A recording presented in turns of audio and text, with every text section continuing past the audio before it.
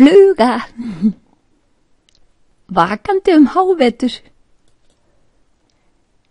Litla flugan, eftir Guðrúnu Kristínu Magnúsdóttur.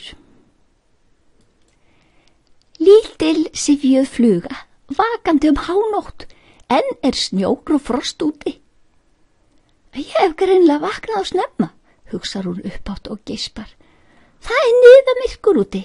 Ég verð að litast eftir öðrum góðum stað til að sofa á. Ég ætla auðvitað að sofa alveg fram á vor. Þótt nú sé hánótt litla flugan ekki ein að vera vakandi. Óvængjuð risatvífætla af minni gerð vaknar þegar hún á helst að sofa. Hún hoppar og stappar og hossar sér og reynir að vekja allir í húsinu með skelfilegum óhljóðum. Risatvífætlan, þessi af minni gerðinni, þrífur koddann sinn og fleygir honum í átt að hinu rúminu þar sem 2 risatvífætlur af fullorðins stærð sofa. Einmitt þá veselings litla flugan að leita sér að góðum stað til að sofa á.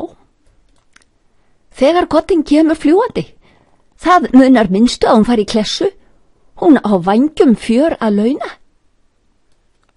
Nú smá risatvífætlan búin að ná góðu taki á túttunni á pelanum og sveiflar honum fram og tilbaka. Flugan fljót að forða sér, en litla óvængjaða tvífætlan miðar á sofandi risatvífætluna með skegg í andlitinu. Eitthvað heyrist út úr skegginu þegar pelinn lendir. Það ekki eftirhafandi. Skegglausa, stóra risatvífætlan rís á fætur og fer að ganga gólf með litlu tvífætluna. Svona, svona, lilli minn, og hún syngur vögguvísu. Sofðu, unga ástin mín, úti regnið grætur. Undarlegt að segja þetta, það snjór og frost úti. En vöggusöngurinn verkar samt undurvel á litlu fluguna. Hún verður alveg grútsyfjuð, verð að finna mig góða stað til að sofa á. Ég verð að flýta mér áður en ég dett niður úr syfjum. Mér líst nokkuð vel á þetta hvolfþak þarna. Skyldi það nokkuð leka? Litla flugan kemur sér vel fyrir inn í bjöllinni. Hún harðánægð með nýja húsi sitt. Það hefur svo fallegt hvolfþak og það minnir næstum á veglega kirkju. Hér get ég sofið fram á vor, hugsar hún.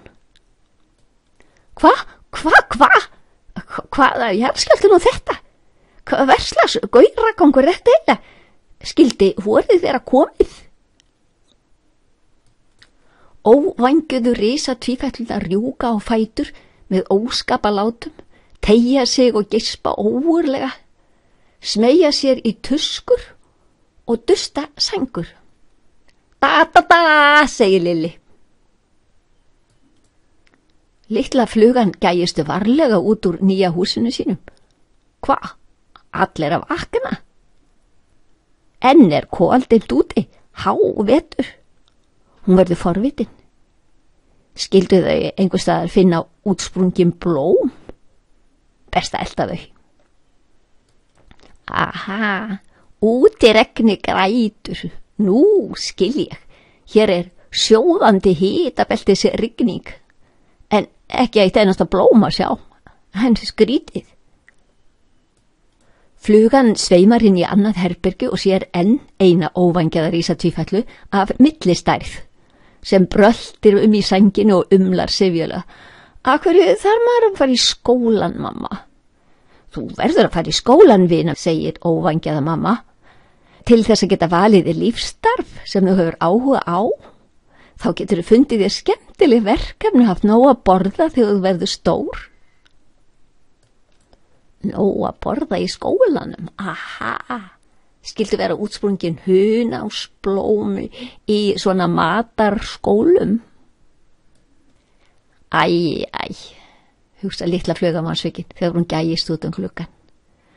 Þetta nú ekki gæfulegt að paufast svona á fætur og ösla út í snjóin og myrkrið. Ég held ég sofi bara áfram. Best að koma sér vel fyrir undir hvolfþakinu sínu aftur. Auðvitað líður ekki nema sólarhringur þar til jarðskjálftinn byrjar á ný. Það dálítill galli á fína húsinu hvernig það lætur. Engin svefnfriður þegar það tekur sig til. En það venst eins og annað. Og þannig líður veturinn. Á fögrum morgni vekja hlýir geislar vor sólarinnar náttúruna af vetrarlöngum svefni. En hvolfþakið haggast ekki í þetta sinn. Nú sefur fína húsið. Það rýkur moldinni, ný vöknuð blómin anga. En nú láta óvængjuðu risatvífællurnar ekki á sér kræla. Loksins þegar vorið kemur ekki einu sinni Lilli. Hver sinn smekk. Litla flugan flýgur út í vorið. Ekki vildi ég vera af þessari risatvífætlu tegund.